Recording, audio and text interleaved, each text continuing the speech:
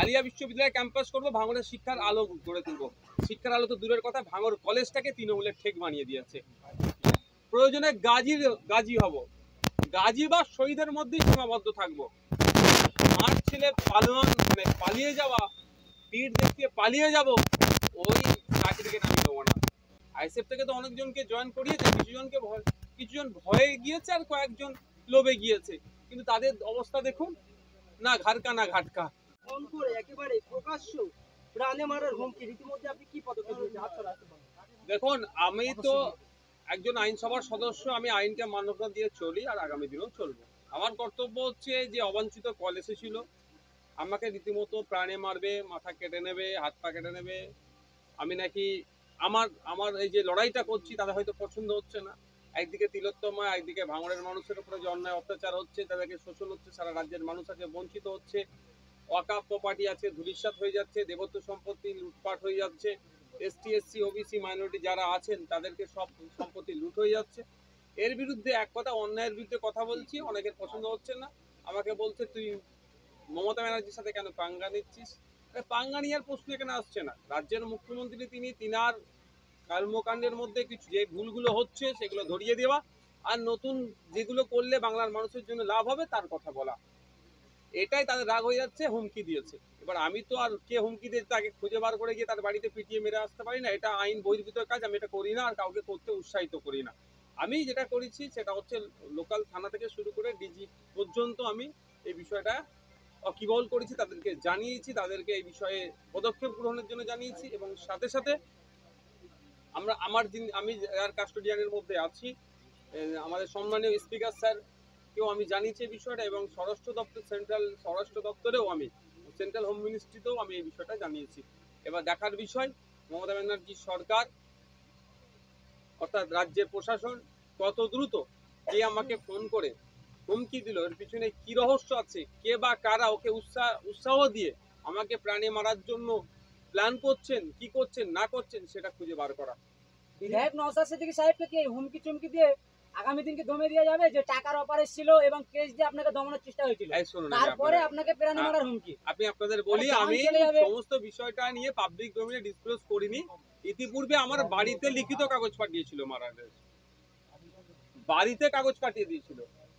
সেই সময় আমাকে বেশ কিছু অফিসার বলেছিলেন যে এই বিষয়টা একটু আমাদের কাছে দায়িত্ব ছেড়ে দিন, আমরা দেখছি, এই বিষয়টা পাবলিক ডোমেইনে দেবেন না। আমি সেই জন্য আমি দিইনি, কিন্তু দেখছি একের পর এক বেড়ে যাচ্ছে, এবার সরাসরি ফোন করছে। তো আমি মনে হয় আপনাদের কি আমি ভয় পাবো না, এইসব এতে আমি ভয় পাই। দেখুন, জীবনের একটা গুরুত্বপূর্ণ অধ্যায় হয়তো আমি অধ্যয়ন করতে পারতাম না যদি আমাকে জেলে না রাখতো। এখানে দেখেন আমাদের উসমান ভাই আছে, জেল খেটেছি আমরা, আর কারা কারা জেল কেটেছি, এই জেল কেটেছি আমরা, সিনিয়র লোক আরো অনেকে আছেন। আমি নিজে 42 দিন জেল কেটেছি, আমাদের জাহাঙ্গীর ভাইও প্রায় 3 মাস মতো জেল কেটেছে, আমাদের জাহাঙ্গীর ভাইয়ের ভাইপো আছে, আমাদের যারা নেতৃত্বরা আছে সবাই একবার করে জেল কেটেছি, আমিও 42 দিন জেল কেটেছি। একটা গুরুত্বপূর্ণ অধ্যায় আমরা অধ্যয়ন করেছি, মানে পার করে নিয়েছি। সুতরাং ভয় ভীতি আমাদের কেটে গিয়েছে। এই হুমকি চুমকি দিয়ে অবাঞ্ছিত কল করে কেউ যদি মনে করে এবং অর্থের লোভ দেখিয়ে আমাদেরকে আটকাতে পারেনি। আমাদের শুধু নয়, আমাদের নেতৃত্বদের রাত দিন আমাদের অফার আসছে, আমাদের নেতৃত্বদের কাছে এই পদে জয়েন করো, সেই পদে জয়েন করো, এই পদ দেবে সেই পদ দেবে। নিজেদের মধ্যে তৃণমূলের লড়াই হচ্ছে, কে কি পদ নেবে তার লড়াই হচ্ছে, তারা ঠিক করতে পারছে না। আর আইএসএফ থেকে নাকি জয়েন করে তাকে বড় পদ দেবে। আইএসএফ থেকে তো অনেকজনকে জয়েন করিয়েছে, কিছুজন ভয়ে গিয়েছে আর কয়েকজন লোভে গিয়েছে, কিন্তু তাদের অবস্থা দেখুন, না ঘাটকা না ঘাটকা। অনেকগুলো নিয়ে গেছিল, তারা এখন ফুল দিয়েছে তাদের। তো সুতরাং ভয় টয় দেখিয়ে হুমকি চুমকি লোভ দেখিয়ে আমাদেরকে আটকাতে পারবে না। লক্ষ্য উদ্দেশ্যটা আমাদের একটা স্পষ্ট, সেটা হচ্ছে কি, এই অন্যায়ের অবসান হোক। ভিন্ন রাজ্যে গিয়ে পিটিয়ে মারছে, না মারতে পারে বাংলা শ্রমিকদেরকে, তার জন্য রাজ্য সরকার কি পলিসি তৈরি করেছে, এর জন্য আমি চিৎকার করছি।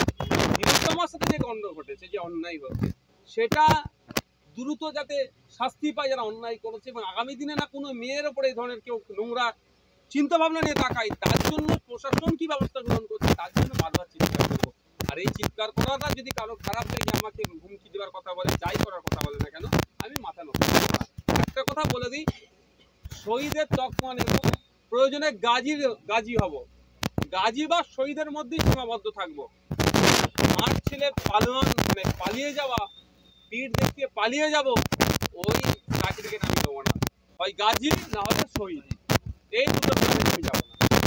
যিনি আপনাকে হুমকি দিয়েছে তিনি নিজের মুখ দিয়ে স্বীকার করছেন, আপনি বলছেন যে আপনি মমতা বন্দ্যোপাধ্যায়কে হারানোর চিন্তা করে রেখেছেন, তাহলে আপনার কি মনে হয় কোনো রাজনৈতিক দলের মানুষ? দেখুন, আমি এটা স্বাভাবিকভাবে তার কথা শুনে আমার মনে হচ্ছে সে তৃণমূলের সাথে যুক্ত আছে। আমি এখনই নির্দ্বিধায় আমি বলবো না ওইভাবে, কারণ আমি একজন, যেটা এটা হচ্ছে আপনার একটা প্রসেসিং এর মধ্যে আছে। এটা সত্যতা খুঁজে বার করার দরকার প্রশাসনের, যে ওই ওই ব্যক্তিকে কে বা কারা ইন্ধন জুগিয়ে আমার বিরুদ্ধে এই ধরনের কথা বলার জন্য উৎসাহিত করেছে, এটাকে খুঁজে বার করতে হবে রহস্যটা কি। যদি প্রশাসন না খুঁজে বার করার চেষ্টা করে, পারবে না, এই ধরনের কোনো কাজ প্রশাসনের দ্বারা নেই। আপনাকে এটা বলে রাখছি, এই ধরনের প্রশাসন চাইলে 2 মিনিটে খুঁজে বার করে ফেলতো। নাম্বার মারবে, লোকেশন মারবে, কোথায় আছে সিস্টেমে প্রশাসন পেয়ে যাবে, কিন্তু এখনো গড়িমাসি করছে। একটা সন্দেহ আমাদের হচ্ছে, তাহলে কি তৃণমূলই এটা করাচ্ছে? আমি পুরোপুরি বলবো না এখন। যদি আমি একটা নির্দিষ্ট টাইম পর্যন্ত দেখব, যদি প্রশাসন এটাকে খুঁজে বার করে তাদেরকে যথোপযুক্ত ব্যবস্থা না নেয়, তাহলে কোর্টের দরজা খোলা আছে, আমি কোর্টে মামলা করব। কারণ আমি আপনাদের জানিয়ে রাখি, শুধুমাত্র জাঙ্গিপাড়া লোকাল থানাকে আমি চিঠি দিইনি, আমি টপ পুলিশের পশ্চিমবাংলার সর্বোচ্চ যিনি কর্তা তাকেও অভিযোগটা জানিয়েছি। তিলোত্তমার পরিবারকে আমি টাকার অফার দেইনি, আমার নামে ভুয়ো খবর ছড়িয়ে চক্রান্ত করছে, মন্তব্য করলেন মমতা বন্দ্যোপাধ্যায়। যদি মমতা ব্যানার্জি মহাশয়ার নামে ভুয়ো খবর ছড়িয়ে চক্রান্ত করছে, তাকে কুলসিত করার চেষ্টা করা হয়, তাহলে কেন তিনি সাইবারে একটা অভিযোগ দায়ের করছেন না? যে বা যারা মমতা ব্যানার্জির নামে যদি ভুয়ো খবর ছড়িয়ে থাকে তাদের বিরুদ্ধে অ্যাকশন নিচ্ছে না কেন? আপনি মমতা ব্যানার্জিকে কিছু সমালোচনা করে একটু কঠোর সমালোচনা করুন, দেখবেন আপনার বাড়ি পুলিশ চলে আসবে, নোটিশ চলে আসবে। তাহলে আর মমতা ব্যানার্জির নামে মিথ্যে কথা ছড়াচ্ছে, তার বাড়ি এখনো নোটিশ যাচ্ছে না কেন? ডবল ডবল চাকরির কথা আপনারা অনেকে জানেন, আর এখন চাকরি তো দূরের কথা, চাকরি চুরি হয়ে যাচ্ছে। ক্ষমতায় আসলে 6 মাসের মধ্যে শিল্প করে দেবো, সবাই আমরা জানি। 13 বছর হচ্ছিল, কেন শিল্প হয়নি? বলেছিল ভাঙড়ে আলিয়া বিশ্ববিদ্যালয়ে একটা ক্যাম্পাস করবো, আপনাদের কারো মনে আছে কি জানি না, আমার মনে আছে। আলিয়া বিশ্ববিদ্যালয়ে ক্যাম্পাস করবো, ভাঙড়ের শিক্ষার আলো গড়ে তুলবো। শিক্ষার আলো তো দূরের কথা, ভাঙড় কলেজটাকে তৃণমূলের ঠেক বানিয়ে দিয়েছে, পার্টি অফিস বানিয়ে দিয়েছে। তো ব্যাপারটা হচ্ছে ঠিক একইভাবে, এটা শুধুমাত্র পাবলিক যেটা খারাপভাবে রিয়াক্ট করছে, সেটা থেকে বাঁচার জন্য হয়তো তিনি অসত্য কথা বলছেন। তিনি যদি সত্য কথা বলে থাকেন, যারা তার নামে মিথ্যা অপপ্রচার করছে তার বিরুদ্ধে তিনি ব্যবস্থা গ্রহণ করুন।